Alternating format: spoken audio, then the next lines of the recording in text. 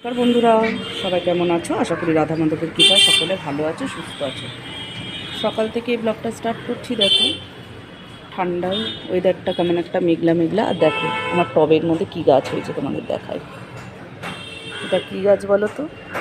এটা হচ্ছে এই যে ঘ্যাটকোল পাতা গাছ।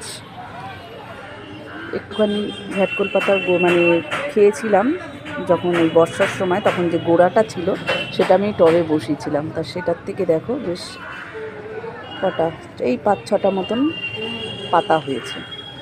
তো এতে দিয়ে তো আর কিছু হবে না, তা রয়েছে গাছে থাক। এইদিকে দেখো নয়নতারা ফুল গাছটা একদম হয়ে গেছে, ঝুলে পড়েছে।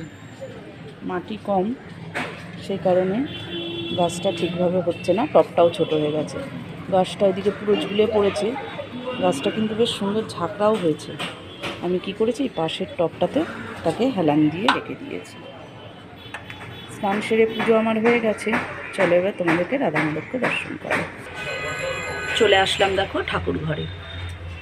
গিরিশোনাকে দেখো আজকেও একটা সোয়েটার পরিয়ে দিয়েছি। রাধা মাধবকে দর্শন করো, কেমন লাগছে বলো। সাজিয়ে দিয়েছি ফুল দিয়ে। এখন তো শীতকাল, জানোই তো, গাঁদা ফুল বেশ সুন্দর পাওয়া যায় আর রেখে রেখে পুজোও করা যায়। গঙ্গার জল ছিটিয়ে রেখে দিলে পারে সেই গাঁদা ফুল আজকে আনলেও কালকে অবধি দেওয়া যায়। পুজো আমার হয়ে গেছে, তো প্রসাদটা নামিয়ে নেব। রোজের মতো তোমাদেরকে একটু রাধা মাধবকে দর্শন করিয়ে দিই।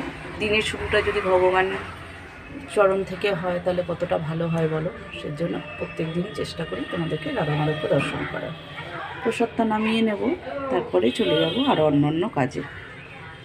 টিফিনের পর্বে আজকে একটা নতুনত্ব টিফিন। সলিড চিকেন ছিল, সেটাকে আমি মিক্সিতে বেটে নিয়েছি আর তার মধ্যে দিয়ে দিয়েছি আদা, রসুন, কাঁচা লঙ্কা, ধনেপাতা বাটা, একটু পেঁয়াজ কুচি দিয়ে এরকম তৈরি করে নিয়েছিলাম। আগে থাকতে দেখাইনি তোমাদের। করে নেওয়ার পরে যে পাউরুটিগুলো যেরকম ডিম পাউরুটি টোস্ট করে, আমি এর গায়ে লাগিয়ে দিয়েছি মিশ্রণটাকে। লাগিয়ে এবার এটাকে সেঁকে নেব। তাওয়া বসিয়ে দিয়েছি আর তাতে দিয়ে দিলাম তেল। এর আগে 2 পিস করে নিয়েছি, তোমাদেরকে তখন দেখানো হয়নি।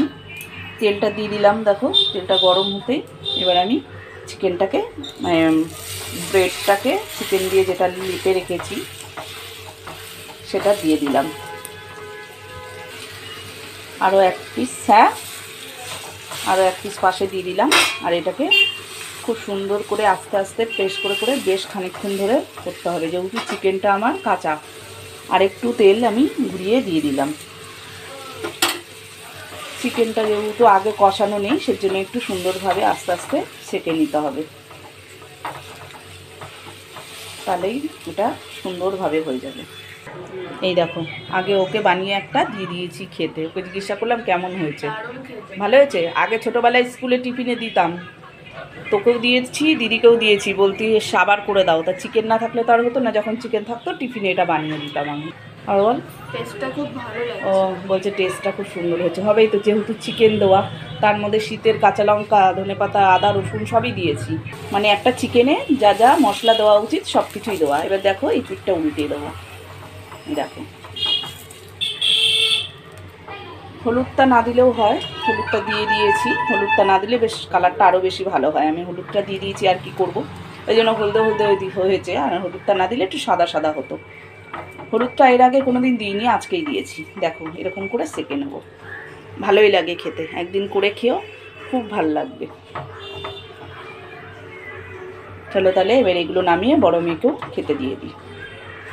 রান্নায় চলে আসলাম। দেখো আজকে হবে একটু চিকেন। আজকে আর কোনো রান্নাই করব না, শুধু চিকেন আর ভাতই করবো। এদিকে চিকেন ধুয়ে রেখেছি আর এদিকে ভাত বসিয়ে দিয়েছি। দেখো পেঁয়াজ আর টমেটোটা কেটে নিয়েছি, ওদিকে মশলাটা রেডি করছি। এদিকে আমি আলু ভাজতেও বসিয়ে দিয়েছি। আজকে আর কোনো রান্নাবান্না দিচ্ছি না, একটু তাড়া আছে, তাই তাড়াহুড়ো করে রান্নাটাকে সেরে ফেলবো। আর রান্না বলতে তো কিছুই না, চিকেন আর ভাতই করবো, আর কিছু করবো না। আর যদি টাইম থাকে তো একটু শাক ভাজবো, আর তা নাহলে ভাজবো না। আগে চিকেনটা করে নিই। এখন তবে রাখি, অনেক কাজ আছে আমার। শুভ দুপুর বন্ধুরা, চলে আসলাম দেখো দুপুরবেলা খাওয়ার টেবিলে। বললাম তো 1 ঝোল ভাত করব, কিন্তু মনটা মানলো না। টাইম আছে দেখে আবার একটু উচ্ছে ভেজে নিলাম। আজকের উচ্ছেটা ভেজেছি একটু, তাতে পেঁয়াজ দিয়েছি আর কাঁচা লঙ্কা ভেঙে দিয়েছি। আলু দিয়ে, পেঁয়াজ দিয়ে আর কাঁচা লঙ্কা দিয়ে করেছি।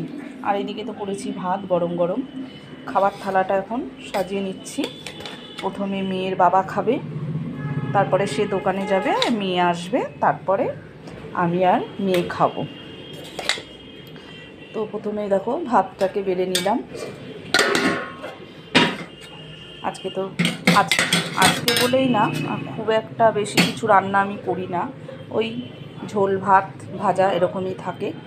খুব বেশি রান্না খাওয়ারও লোক নেই, আর খুব বেশি রান্না করবার মতো টাইমটাও আমার নেই। তো পাশে একটু উচ্ছে ভাজা দিয়ে দিলাম, আর যে চিকেন করেছি সেই চিকেনের ঝোল। খুব ঝোলও করিনি, আবার খুব কষাও করিনি। খাবারটা সাজিয়ে দিচ্ছি, সে খেয়ে নিক, তারপরে আমরা খাবো। আর তো কিছুই রান্না করলাম না, উচ্ছে ভাজা আর মাংস। তাহলে ভিডিওটা আজকে আমি এখানেই শেষ করছি। তোমাদের যদি ভালো লাগে ভিডিওটা, তাহলে একটা লাইক ও সাবস্ক্রাইব করে দিও। সবাই ভালো থেকো, সুস্থ থেকো। আবার আসবো কালকে নতুন একটা ভিডিও নিয়ে।